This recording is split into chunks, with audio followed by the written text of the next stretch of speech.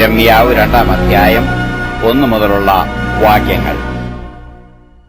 യഹോവയുടെ അരുളപ്പാട് എനിക്കുണ്ടായതെന്നാൽ, നീ ചെന്ന് യെരൂശലേം കേൾക്കെ വിളിച്ചു പറയേണ്ടത്, യഹോവ ഇപ്രകാരം അരുളിച്ചെയ്യുന്നു, മരുഭൂമിയിൽ വിതയ്ക്കാത്ത ദേശത്ത് തന്നെ നീ എന്നെ അനുഗമിച്ച് നടന്ന നിന്റെ യൗവനത്തിലെ ഭക്തിയും വിവാഹം നിശ്ചയിച്ച കാലത്തിലെ സ്നേഹവും ഞാൻ ഓർക്കുന്നു.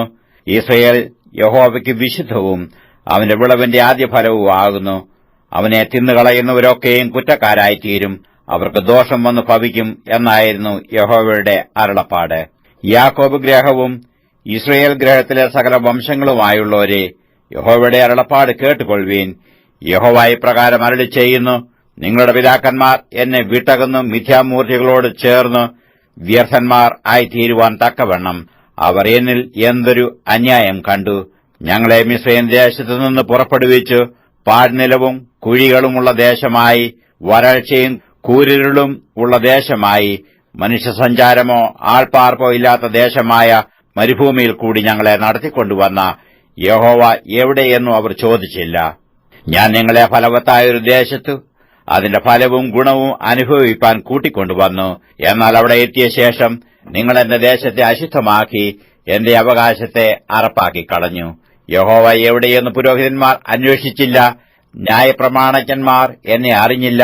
ഇടയന്മാർ എന്നോട് അതിക്രമം ചെയ്തു, പ്രവാചകന്മാർ ബാൽ മുഖാന്തരം പ്രവചിച്ചു, പ്രയോജനമില്ലാത്തവയോട് ചേർന്ന് നടന്നു.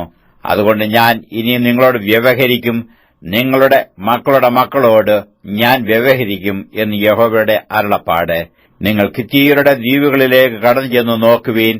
കേദാരിലേക്ക് ആളയച്ച് നല്ലവണ്ണം അന്വേഷിച്ചു ഇതുപോലെ സംഭവിച്ചിട്ടുണ്ടോ എന്ന് നോക്കുവീൻ. ഒരു ജാതി തന്റെ ദേവന്മാരെ മാറ്റിയിട്ടുണ്ടോ? അവ ദേവന്മാരല്ല താനും. എന്നാൽ എന്റെ ജനം തന്റെ മഹത്വമായവനെ പ്രയോജനമില്ലാത്തതിനു പകരം മാറ്റിക്കളഞ്ഞിരിക്കുന്നു.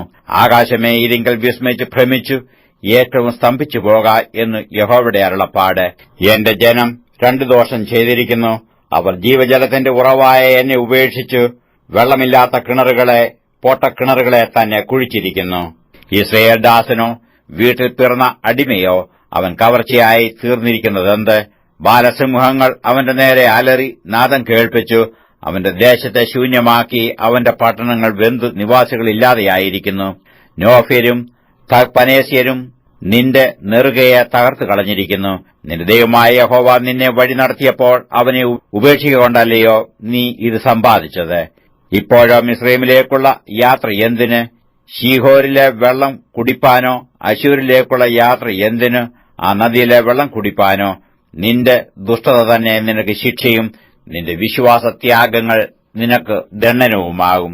അതുകൊണ്ട് നീ നിന്റെ ദൈവമായ യഹോവയെ ഉപേക്ഷിച്ചതും നിന്റെ ഭയം നിനക്ക് ഇല്ലാതിരിക്കുന്നതും എത്ര ദോഷവും കയ്പും ആയുള്ളതെന്ന് അറിഞ്ഞു കണ്ടുകൊള്ളുക എന്ന് സൈന്യങ്ങളുടെ യഹോവയായ കർത്താവിന്റെ അരുളപ്പാട്.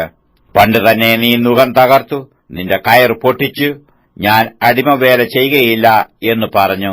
ഉയർന്ന കുന്നിന്മേലൊക്കെയും പച്ചയായ വൃക്ഷത്തിൻ കീഴൊക്കെയും നീ വേശ്യയായി കിടന്നു. ഞാൻ നിന്നെ വിശുദ്ധ മുന്തിരിവള്ളിയായി നല്ല തൈയായി തന്നെ നട്ടിരിക്കെ നീ എനിക്ക് കാട്ടുമുന്തിരിവള്ളിയുടെ തൈയായി തീർന്നത് എങ്ങനെ? നീ ധാരാളം ചവർക്കാരം തേച്ച് ചാരവെള്ളം കൊണ്ട് കഴുകിയാലും നിന്റെ അകൃത്യം എന്റെ മുമ്പിൽ മലിനമായിരിക്കുന്നു എന്ന് യഹോവയായ കർത്താവിന്റെ അരുളപ്പാട്. ഞാൻ മലിനയായിട്ടില്ല, ഞാൻ ബാൽ വിഗ്രഹങ്ങളോട് ചെന്ന് ചേർന്നിട്ടില്ല എന്ന് നിനക്ക് എങ്ങനെ പറയാം? താഴ്വരയിലെ നിന്റെ നടപ്പ് വിചാരിക്ക, നീ ചെയ്തത് ഓർക്കുക. വഴിയിൽ അങ്ങോട്ടും ഇങ്ങോട്ടും വിരഞ്ഞോടുന്ന പെണ്ണോട്ടകമല്ലയോ നീ മരുഭൂമി ശീലിച്ചു അതിമോഹം പൂണ്ട് കിഴയ്ക്കുന്ന കാട്ടുകഴുത തന്നെ. അതിന്റെ മതപ്പാടിൽ അതിനെ തടുക്കാകുന്നവനാർ? ആരും അതിനെ അന്വേഷിച്ച് തളരുകയില്ല. അതിന്റെ മാസത്തിൽ അതിനെ കണ്ടെത്തും. ചെരുപ്പ് ഊരിപ്പോകാതെ വണ്ണം നിന്റെ കാലും വരണ്ടു പോകാതെ വണ്ണം തൊണ്ടയും സൂക്ഷിച്ചുകൊള്ളുക. നീയോ അത് വെറുതെ അങ്ങനെയല്ല, ഞാൻ അന്യന്മാരെ സ്നേഹിക്കുന്നു, അവരുടെ പിന്നാലെ ഞാൻ പോകും എന്ന് പറഞ്ഞു. കള്ളനെ കണ്ടുപിടിക്കുമ്പോൾ അവൻ ലജ്ജിച്ചു പോകുന്നതുപോലെ യിസ്രായേൽ ഗ്രഹം ലജ്ജിച്ചു പോകും. അവരും അവരുടെ രാജാക്കന്മാരും പ്രഭുക്കന്മാരും പുരോഹിതന്മാരും പ്രവാചകന്മാരും തന്നെ. അവർ മരത്തോട് നീ എന്റെ അപ്പനെന്നും കല്ലിനോട് നീ എന്നെ പ്രസവിച്ചവൾ എന്നും പറയുന്നു. അവർ മുഖമല്ല മുതുകത്രേ എങ്കിലേക്ക് തിരിച്ചിരിക്കുന്നത്.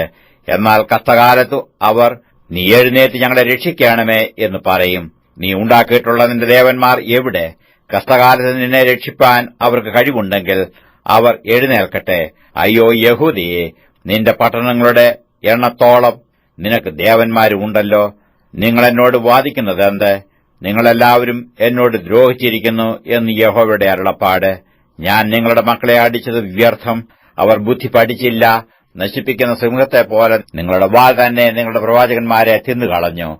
ഇപ്പോഴത്തെ തലമുറയായുള്ളോവേ, യഹോവയുടെ അരുളപ്പാട് കേൾപ്പീൻ. ഞാൻ ഇസ്രയേലിന് ഒരു മരുഭൂമിയായിരുന്നുവോ, അന്ധകാര പ്രദേശമായിരുന്നുവോ? ഞങ്ങൾ കെട്ടടിഞ്ഞ് നടക്കുന്നു, ഇനി നിന്റെ അടുക്കൽ വരികയില്ല എന്ന് എന്റെ ജനം പറയുന്നതെന്ത്? ഒരു കന്യക തന്റെ ആഭരണങ്ങളും ഒരു മണവാട്ടി തന്റെ അരക്കച്ചയും മറക്കുമോ? എന്നാൽ എന്റെ ജനം എണ്ണമില്ലാത്ത നാളായി എന്നെ മറന്നിരിക്കുന്നു. പ്രേമം അന്വേഷിക്കേണ്ടതിന് നീ നിന്റെ വഴി എത്ര ചേലാക്കുന്നു. അതുകൊണ്ട് നീ ദുർനടപ്പുകാരികളെയും നിന്റെ വഴികൾ അഭ്യസിപ്പിച്ചിരിക്കുന്നു. നിന്റെ ഉടുപ്പിന്റെ വിളിമ്പിലും കുറ്റമില്ലാത്ത സാധുക്കളുടെ രക്തം കാണുന്നു. ഭവനഭേദനത്തിലല്ല നീ അവരെ പിടിച്ചത്. ഇവയെക്കുറിച്ചൊക്കെയും ഞാൻ ന്യായവാദം കഴിക്കും. നീയോ, ഞാൻ കുറ്റമില്ലാത്തവൾ, അവന്റെ കോപം എന്നെ വിട്ടുമാറിയിരിക്കുന്നു സത്യം എന്ന് പറയുന്നു. ഞാൻ പാപം ചെയ്തിട്ടില്ല എന്ന് നീ പറയുന്നതുകൊണ്ട് ഞാൻ നിന്നോട് വ്യവഹരിക്കും. നിന്റെ വഴിയെ മാറ്റേണ്ടതിന് നീ ഇത്ര തെണ്ടി നടക്കുന്നതെന്ത്? അശൂരിങ്കൽ നീ ലജ്ജിച്ചതുപോലെ മിസ്രയീമിങ്കലും ലജ്ജിച്ചു പോകും. അവിടെ നിന്നും നീ തലയിൽ കൈവച്ചും കൊണ്ട് ഇറങ്ങിപ്പോരേണ്ടി വരും. നീ ആശ്രയിച്ചവരെ യഹോവ തള്ളിക്കളഞ്ഞിരിക്കുന്നു. അവരെക്കൊണ്ട് നിനക്ക് ഒരു ഗുണവും വരികയില്ല.